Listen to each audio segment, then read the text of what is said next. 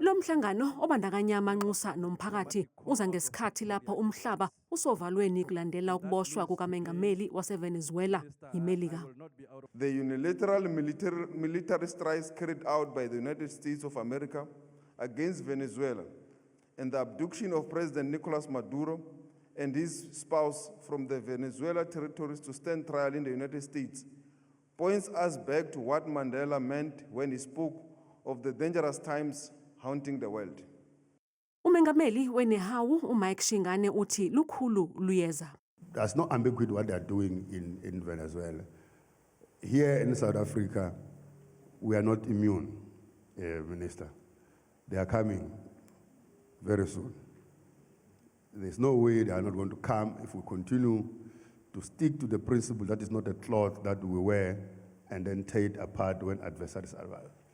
Inxusa laseVenezuela libonge iNingizimu Afrika ngokumanezwe lalo. Thank the South African position, a brave and strong position from the government of South Africa, not just condemning these attacks and standing with the people of Venezuela, but especially in defense of the international law, of the United Nations Charter. Kusenjalo inxusa laseJapan eNingizimu Afrika linxuse umasipala waseRustenburg ukuba uqinise ezokuphepha emkhakheni wezimayini.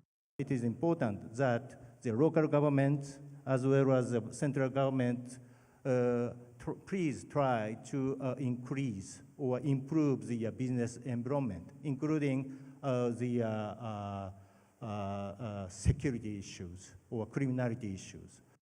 Iphendula imeya yaseRustenburg uSheila Mabalehuma ithembise ukuthi idolobha lizibeka manje ezingeni lokuba yisango lokungena amazwe eSADC kulelizwe.